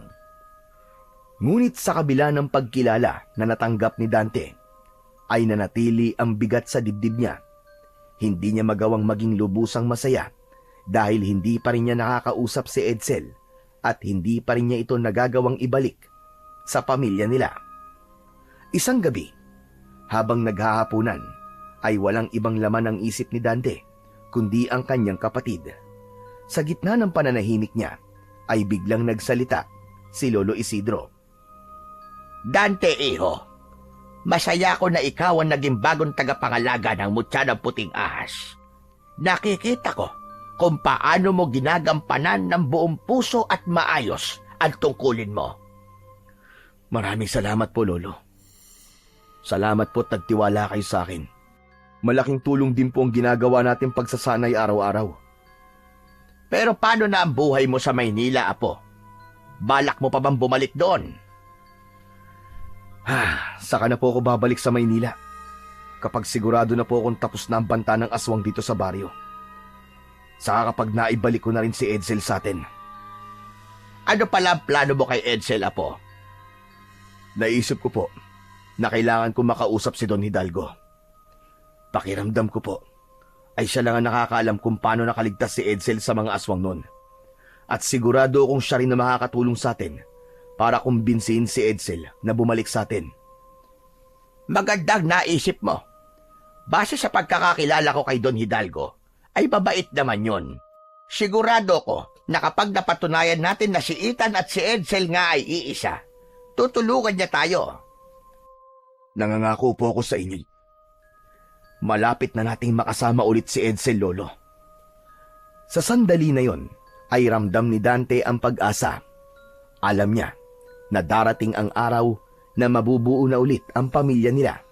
At kapag nangyari yon, ay poprotektahan na niya si Edsel upang hindi na ulit ito mawala sa kanila ng kanyang lolo. Isang umaga, maagang nagtungo si Dante sa palengke upang bumili ng ilang pangangailangan nila sa bahay. Sa paglalakad niya roon, ay isang pamilyar na figura ang agad na nakatawag ng kanyang pansin. Walang iba kundi si Ethan. Hindi na siya nag-atubiling lapitan ito at agad na bumakas ang inis sa mukha ni Ethan nang makita siya. Ikaw na naman? Talaga bang kahit saan ako naroon ay nakasunod ka? Edsel, miss na kita at ni Lolo Isidro. Parang awa mo na. Umuwi ka na sa bahay. Ano ba? Wala akong kilalang Lolo Isidro. Pwede ba? Layuan mo na ako. Kailangan natin mag-usap. Kailangan kong ipaliwanag sa'yo kung bakit hindi kita nabalikan noong gabing tatakas dapat tayo sa mga aswang. Kung iniisip mong pinabayaan kita, nagkakamali ka. Naipit lang ako sa sitwasyon, kaya hindi na kita nabalikan. Pero saksi ko ang Diyos, Edsel. Alam niya kung gaano ko kagustong balikan ka. Nagtama ang mga mata nilang dalawa. Napansin ni Dante ang luhang pilit na pinipigilan ni Ethan na kumawala. Ang kulit mo! Sinabi nang hindi nga ako si Edsel eh! Ilang beses ko ba sasabihin sa'yo ang bagay na yan bago ka maniwala? O baka naman, iniisip mo na ako na matay mong kapatid para lang mabawasan ang bigat ng konsensya dinadala mo? Kahit anong pagtanggi ang gawin mo, alam kong ikaw ang kapatid ko. Ikaw si Edsel. Hindi ako si Edsel at wag mo akong sagarin. Kapag hindi ako nakapagpigil, tototohanin ko na ang pagpapapuli sa'yo. Parang binagsakan ng mundo si Dante. Wala na siyang nagawa nang tumalikod si Ethan at naglakad dito palayo. Naiwan siyang nakatayo sa gitna ng mataong palengke at sa kabila ng dami ng tao roon. Pakiramdam niya ay mag-isa siya habang unti-unting umaagos ang luha sa magkabilaan niyang pisngi. Isang gabi, naghahanda si Dante sa pagpunta niya sa mansyon ni na Don Hidalgo. Nakita niya ang kanyang Lolo Isidro na nakaupo sa labas ng kanilang bahay. Nilapitan niya ito para magpaalam. Sa tuwing lumalabas siya ay nakasanayan na niyang dalhin ang itak niya at ang mutya ng puting ahas na nakasabit sa kanyang liig. Lolo, pupunta po ako kay Don Hidalgo ngayong gabi. Kakausapin ko po siya tungkol kay Edsel. Abay, mabuti naman kung ganon. Sana'y matulungan niya tayo para maibalik na natin si Edsel. Gusto mo ba samahan kita? Umiling si Dante at ngumiti ng bahagya. Hindi na po, ako na lang po, Lolo. Ipagdasal niyo na lang po ako na maging maganda ang kalalabasan ng pag-uusap namin. O sige, mag-iingat ka, Dante. Muling ngumiti si Dante bago tuluyang naglakad palayo.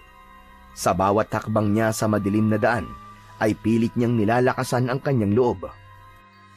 Umasa siya na sa tulong ni Don Hidalgo ay maibabalik na sa kanila si Edsel at masasagot na ang katanungan nila ng kanyang lolo kung paano nagawang makaligtas ni Edsel sa mga aswang na dumukot noon sa kanila. Hindi nagtagal ay narating na ni Dante ang mataas na gate ng mansyon ni Don Hidalgo.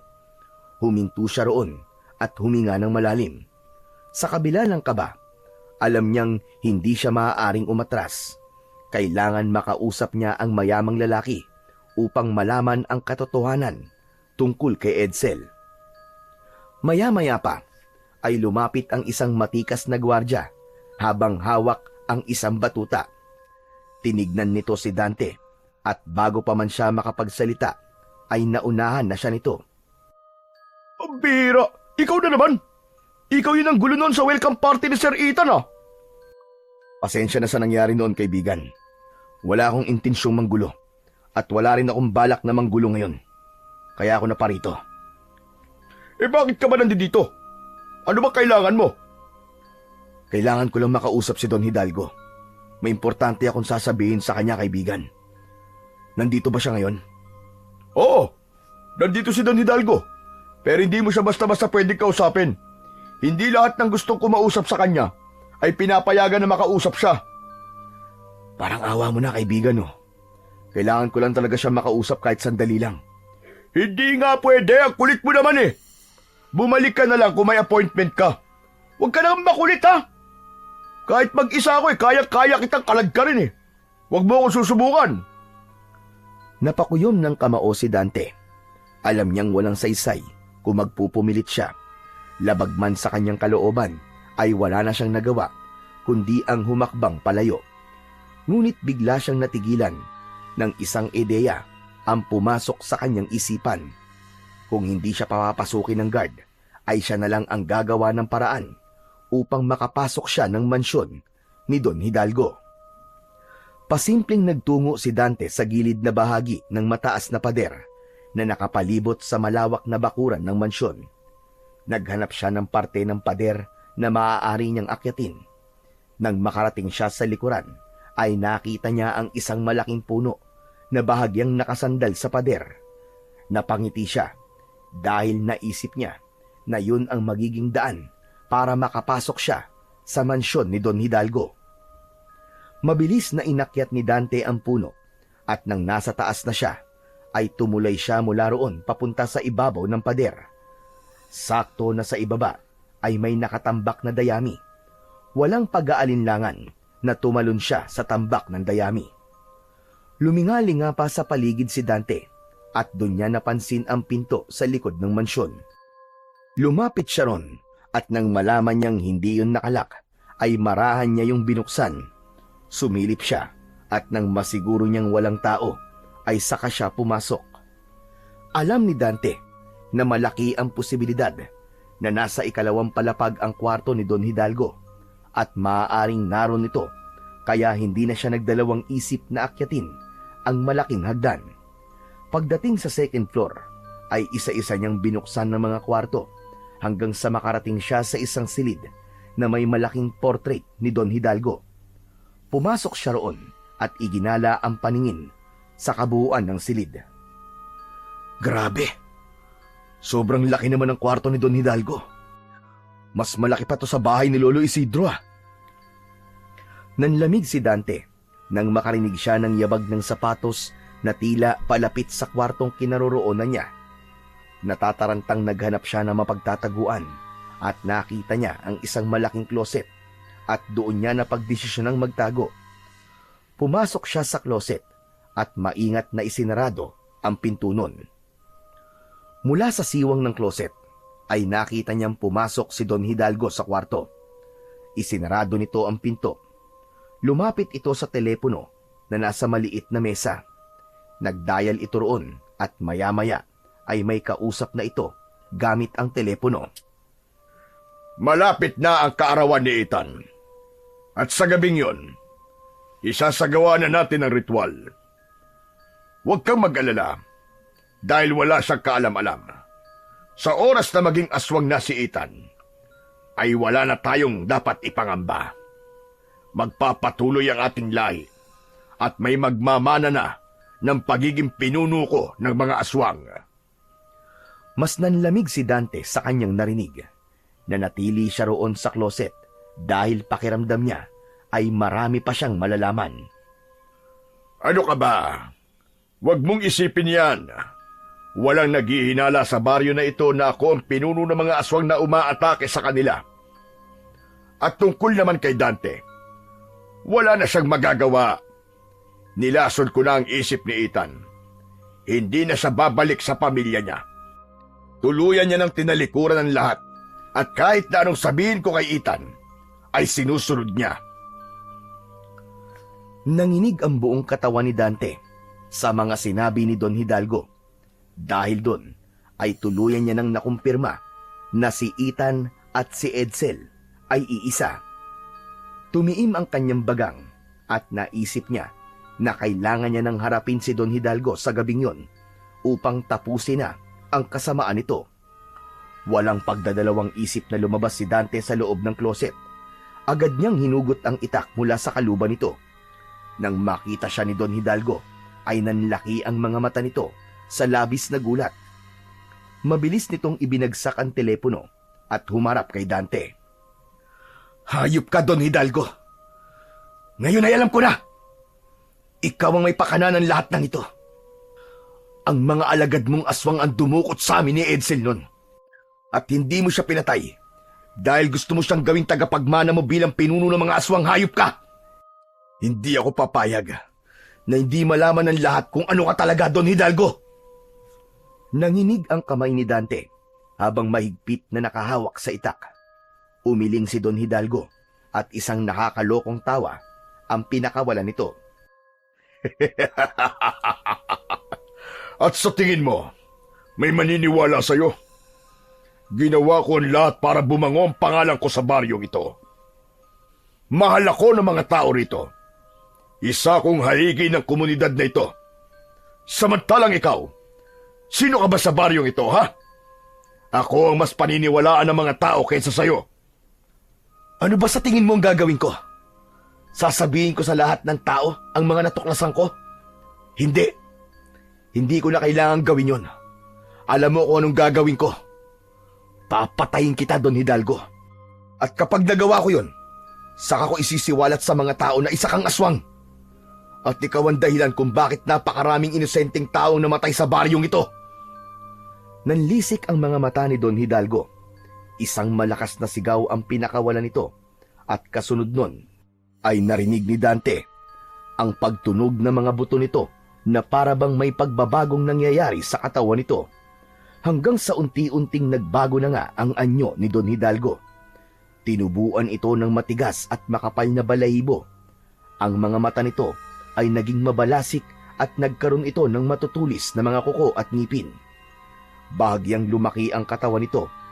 Makalipas ang ilang segundo, ay hindi na si Don Hidalgo ang nasa harapan ni Dante, kundi isa ng mabangis na pinuno ng mga aswang. Sa wakas, ipinakita mo na rin kung sino kang talaga. At ito na ang una't huling beses na makikita mo ko sa ganitong anyo. Dahil hindi ako ang mamamatay ngayong gabi, kundi ikaw. Naunang umatake ang aswang kay Dante. Mabilis ang galaw nito. Umatras si Dante at matagumpay niyang naiwasan ang matutulis na kuko ng aswang. Bumuelo ang aswang upang sunggaban ulit si Dante, pero gaya ng una ay naiwasan niya lamang yon. Umikot si Dante, sabay tarak ng itak sa tagiliran ng aswang. Napangiwi sa sakit si Don Hidalgo at mas lalo pa itong nagalit dahil doon. Tumalon ng aswang kay Dante habang nakaumang ang matutulis nitong mga kuko. Yumuko si Dante at habang nasa itaas niya ang aswang ay hiniwa niya ang tiyan nito. Mabilis na lumayo ang aswang kay Dante habang sapu-sapo ang sugat nito sa tiyan. Akala mo ba ay natatakot ako sa'yo dahil sa mutyang meron ka? Ha! Bakit hindi ba? Tignan mo nga ang sarili mo. Sugatan ka na habang ako, kahit galos ay wala pa! Mas lalong hinigpitan ni Dante ang pagkakahawak niya sa kanyang itak. Ramdam niya ang patuloy na pagdaloy ng enerhiya mula sa mutya ng puting ahas sa kanyang buong katawan. Tila walang kapaguran na umatake ulit si Don Hidalgo. Binuhat nito ang isang lamesa at ibinato nito yon kay Dante. Gumulong pakaliwa si Dante at sa dingding tumama ang lamesa. Sumugod naman si Dante kay Don Hidalgo at isang malakas na suntok ang kanyang pinakawalan at tumama yon sa mukha nito.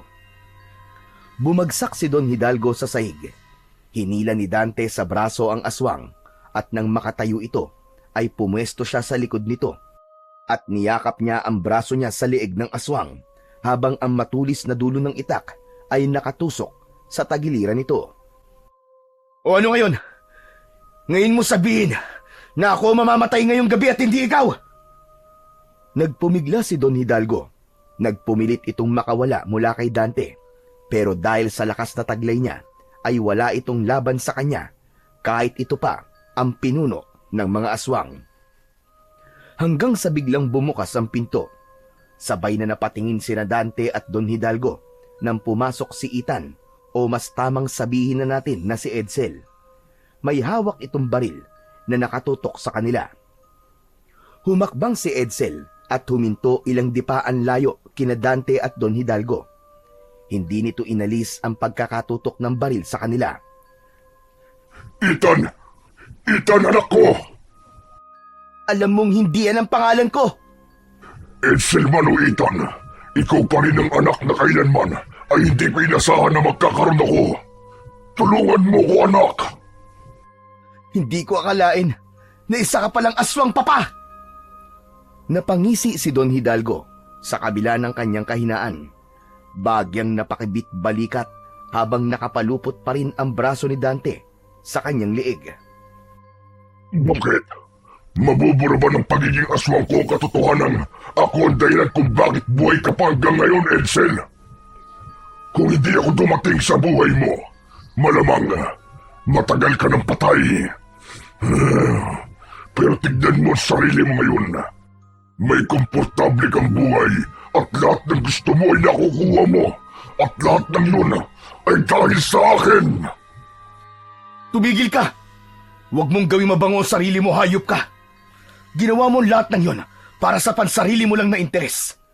Hindi mo binuhay si Edsel dahil sa awa o pagmamahal. Ginawa mo yon dahil gusto mo siyang gawing kagaya mo na isang aswang para may magmana ng trono mo at may magpatuloy na kasamaan mo. Totoo mga sinabi mo. Pero Edsel, lahat ng yun ay para sa'yo. Kapag naging aswang ka, ay magiging makapangyarihan ka. Hindi mo na kailangan ng isang kapatid na nangakong poprotektahan ka, pero hindi naman niya ginawa. Edsel, huwag kang makinig sa kanya. Sa akin kang makinig. Kapatid kita at hindi kita ipapahamak. Talaga? Hindi mo ako ipapahamak? Eh nung iniwan mo ako sa kuta ng mga aswang, hindi ba ipinahamak mo na ako noon? Mabuti na lang at iniligtas ako ni Papa. Kaya pakawalan mo siya, Dante! Pakawalan mo siya! Pero Edsel, wala akong pakialam kahit gawin niya akong aswang. Siya at tumayong ama ko, simula nang iwanan mo ako. Kaya ang gusto ko, pakawalan mo siya ngayon din. Dahil kung hindi, papatayin kita gamit ang baril na to! Labis na nanghina si Dante sa mga salitang binitiwan ni Edsel. Sa paraan ng pananalita nito, ay alam niyang seryoso ito. Hindi niya namalayan na lumuwag na ang pagkakasakal ng braso niya sa leeg ni Don Hidalgo hanggang sa tuluyan na itong makawala. May malaking ngiti sa labi na naglakad palapit si Don Hidalgo na nasa anyong aswang pa rin kay Edsel. Nanatiling nakatayo si Dante habang may luhang naglalandas na sa magkabilaan niyang pisngi. Doon niya napagtanto na tuluyan na talagang nalaso ni Don Hidalgo ang isip ng kanyang kapatid dahil kahit nalaman na nito ang totoong intensyon ni Don Hidalgo kung bakit nito inampon si Edsel, ay ang pinuno pa rin ng mga aswang ang kinampihan nito. Marahang naglakad si Don Hidalgo palapit kay Edsel. Hindi mapalis ang malaking ngiti nito dahil pakiramdam nito ay ito na ang nanalo sa gabing yun. Hindi pa rin makapaniwala si Dante. Alam niyang malalim ang sugat na iniwan ng nakaraan dito, ngunit hindi niya akalaing ganun kahigpit ang kapit ni Don Hidalgo kay Edsel, at nagawa pa rin itong paikutin ang kapatid niya sa mga palad nito. Ngunit laking gulat ni Dante nang biglang itinutok ni Edsel ang baril sa mukha ni Don Hidalgo at pinaputok yun. Walang buhay na bumagsak ang aswang sa sahig habang may isang tama ng bala ng baril sa noo nito. Matapos yun ay isang nakabibinging katahimikan ang bumalot sa silid na yon. Hindi pa rin makagalaw si Dante sa labis na pagkagulat sa ginawa ng kanyang kapatid. Para yan sa lahat ng panlilinlang mo sa akin, Hidalgo. Hindi na dapat binubuhay ang mga kagaya mong aswang. Tumingin si Edsel sa kanyang kuya Dante at nawala na ang galit sa mukha nito. Lumapit ito sa kanya. Hindi makapaniwala si Dante nang bigla siyang niyakap ni Edsel. Naramdaman niya ang panginginig ng katawan ng kanyang kapatid. Pagkalipas ng ilang sandali, ay kumalas na si Edsel sa pagkakayakap. Bakit mo siya pinatay? Ang akala ko ba, sa kanya ka kumakampi? Hindi totoo yun, kuya. Nagpanggap lang ako.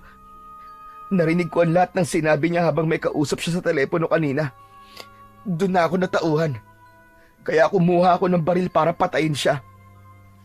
Pero hindi ko inasahan na maaabutan kita rito. Salamat sa Diyos dahil hindi ka na nagpalinlang sa kanya. Pero Edsel, sana'y hayaan mo na akong magpaliwanag ngayon. Hindi na kailangan, Kuya Dante. Naiintindihan ko na ang lahat. Alam mo nung nagkita tayo ulit, sobrang galit na galit ako sa'yo. Hindi ko matanggap na iniwanan mo ako nun sa kuta ng mga aswang. Pero matapos kong marinig mismo kay Don Hidalgo mga panlilinlang niya, at totoo niyang dahilan kung bakit niya ako kunwaring iniligtas nun sa kuta ng mga aswang, ay doon ko na naintindihan ang lahat, kuya. Naniniwala ako na gusto mo akong balikan nun, kuya. Kaya lang, nung panahon na nagkita tayo uli, ay may galit pa ako nun sa puso kaya tinatanggi ko na ako nga si Edsel. Kaya kuya, patawarin mo ako, ha? Hindi na napigilan pa ni Dante ang sarili at nang dahil sa labis na kasiyahan, ay muli niyang niyakap ang kanyang kapatid. Nagkaiyakan na silang dalawa dahil alam ni Dante na gaya ni Edsel ay hindi rin ito inasahan na mangyayari pa ang tagpong yon. Kuya Dante, gusto ko nang umuwi. Oo, Edsel, uuwi na tayo. Siguradong matutuwa si Lolo Isidro kapag nalaman niyang makukumpleto na ulit tayo. Habang nakayakap si Dante kay Edsel, ay walang paglagyan ang saya sa kanyang puso. Dahil hindi lang nila nabigyan ng wakas ang kasamaan ni Don Hidalgo, kundi nabawi na rin niya rito ang kanyang nakababatang kapatid, na noon ay inakala niya na tuluyan ng nawala sa kanya. Nang mabalitaan ng buong baryo ang pagkamatay ni Don Hidalgo, ay nalaman na rin ng mga ito na ito pala ang pinuno ng mga aswang na matagal nang sumasalakay sa kanilang lugar. Sa pagkawala ni Don Hidalgo, ay natigil na rin ang mga pag-atake ng aswang at muling bumalik ang katahimikan sa baryo ni Dante. Sa kabila ng lahat, ay nanatili pa rin kay Dante ang mutya ng puting ahas dahil naniniwala siya na hindi pa tapos ang pakikipaglaban niya sa mga kampon ng kadiliman. Matapos ang lahat, ay nilisan ni Dante at Edsel at Lolo Isidro ang baryo at nanirahan sila sa Maynila upang magsimula ng panibagong buhay. Doon nga ay naibigay na ni Dante sa kanyang kapatid at Lolo Isidro ang pangarap niyang maginhawang buhay para sa mga ito. Sa paglipas ng mga taon, ay mas lalo pang tumibay ang pagsasama ni Dante at Edsel bilang magkapatid. Paminsan-minsan, bumabalik sila sa baryo upang magbakasyon at alalahanin ang lahat ng mga pinagdaanan nila noon. Alam ni Dante na hindi nila maaaring tuluyang talikuran ang lugar na yon dahil doon siya nagsimulang mangarap, hindi lang para sa kanyang sarili, kundi para rin sa dalawang pinakaimportanteng tao sa kanyang buhay.